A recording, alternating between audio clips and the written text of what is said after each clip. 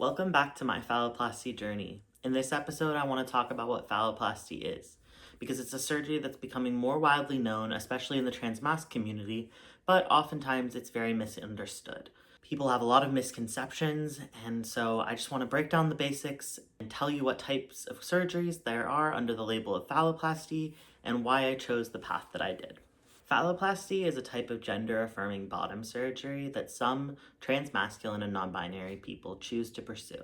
Phalloplasty creates a penis using tissues from other parts of the body, such as the forearm, the leg, the back, or sometimes the stomach. It's usually done in multiple stages that can include different elements depending on someone's goals. For some people, it's about the ability to stand to pee. For others, it's about sensation, aesthetics, or sexual function. And for many, including me, it's about gender euphoria, getting to feel more at home in my body. The most common version is called radial forearm free flap. This is where the skin, fat, nerves, and blood vessels are taken from the forearm and shaped into a phallus. This is one of the best chances of erotic sensation because the nerves can be connected and generally they have more sensation due to the amount of nerves in the forearm. Another option is anterolateral thigh flap, or ALT as it sometimes is known. This uses tissue from the thigh. This leaves a less visible scar, but can also be bulkier and have less sensation due to less nerve endings in your thigh. This was an option that I did consider, but after talking to my surgeons and discussing my goals, we actually leaned more to RFF. There are also other donor sites like the back or abdomen, but these are a little less common, and they all have their pros and cons, obviously, but when someone chooses to decide to get this surgery, they have to weigh those pros and cons and decide what's going to be best for their body, their health, and what their priorities are.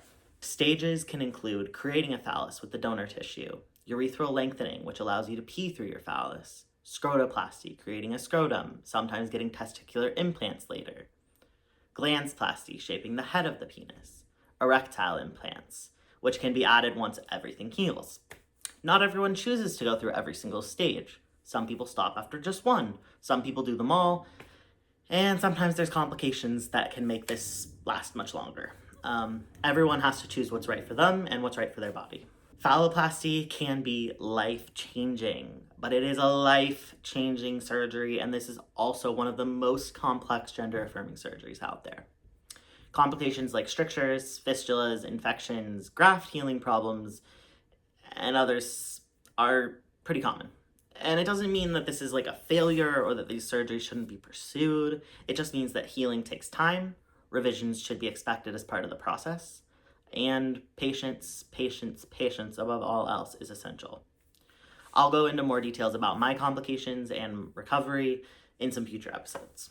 For me, I chose RFF for my donor site, or radial forearm free flap phalloplasty, because I knew that for me, I really cared about sensation and aesthetics, and because I have thicker skin, I knew that the best option for me would be to get RFF, and that's what my surgeon recommended, so I felt pretty confident that that was the right choice for me.